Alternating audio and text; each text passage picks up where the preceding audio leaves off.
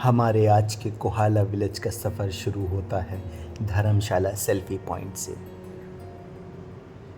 यहाँ कुछ वक्त बिताने के बाद हम लोग आईएसबीटी धर्मशाला पैदल ही निकल पड़े। आईएसबीटी धर्मशाला से हम लोगों ने मटौर गांव के लिए एक एचआरटीसी की लोकल बस पकड़ी, जिसका किराया महज 40 रुपये था। मटौर उतरने के बाद हम लोग कोहाला के लिए पैदल ही चले गए। आप बस वाले से बोल देना कि हमको कोहाला विलेज जाना है, तो वो आपको एक ब्रिज के पास उतारेगा, जहाँ से मटौर गांव का रास्ता महज पैदल दूरी पर ही है।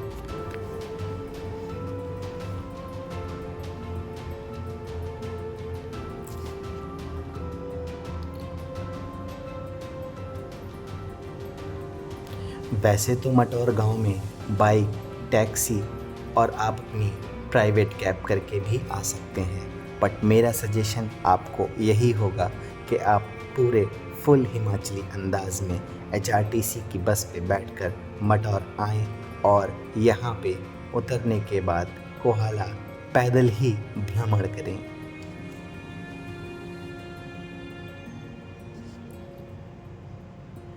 कोहाला गांव की खूबसूरती और यहाँ की वादियाँ देखकर और हरे भरे घास के मैदान देखकर यहाँ मन पूरा दिन बैठने को करने लगा।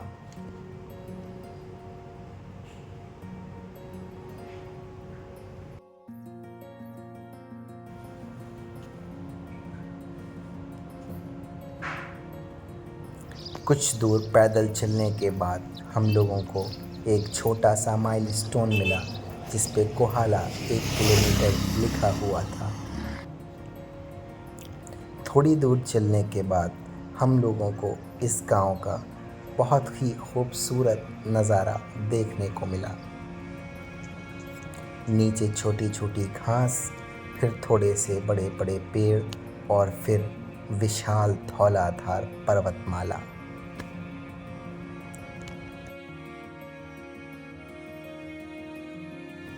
कोहाला गांव को नीचे से देखने के बाद अब बारी थी कि थोड़ा ऊंचाई पे चढ़कर इन धौलाधार को निहारा जाए।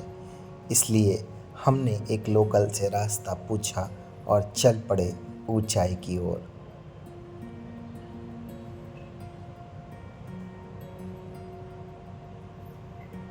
एक बूढ़े बाबा से पूछने के बाद हम लोगों को पता चला कि यहाँ से कुछ दूर एक छोटा सा टीला है, जो कि कोहाला के हिसाब से काफ़ी ऊंचा है। कुछ ही किलोमीटर का महज ट्रैक करने के बाद हम लोग एक ऐसी जगह पहुंच गए जहां से आबादी धीरे धीरे कहीं ना कहीं पीछे छूटती चली जा रही थी।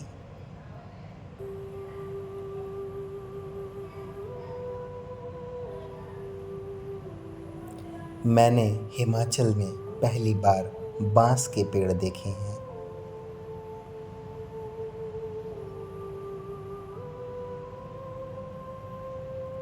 काफ़ी गर्मी लग रही है और पसीना भी आ रहा है, लेकिन जैसे ही जैकेटें उतारते हैं तुरंत ही ठंड लगने लगती है।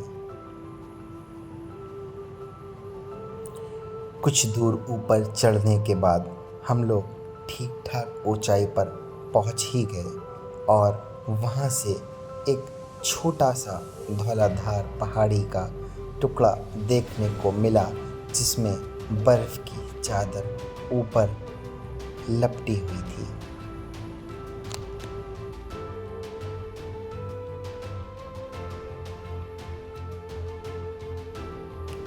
पंछियों की चहचहाने की आवाज़ें पूरी पहाड़ियों में गूंज रही हैं और छोटे छोटे कीड़े जो कि जंगल में रहते हैं, उनकी आवाज़ें भी साफ सुनाई दे रही हैं।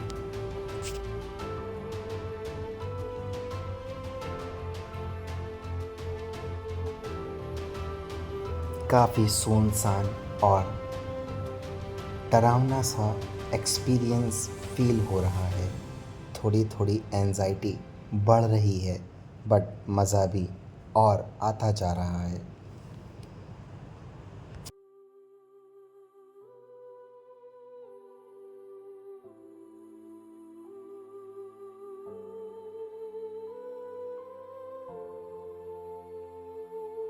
इतनी खूबसूरत और नेचर के इतनी ज़्यादा करीब आने के बाद मेरे शरीर का एक एक अंग और एक एक सेल मानो कि रिजुविनेट होना शुरू हो गया है।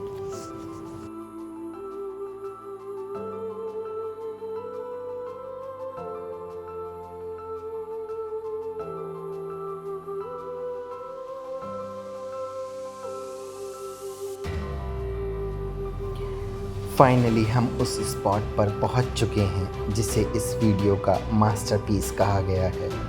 Enjoy the view and like, share and subscribe to my channel for more videos.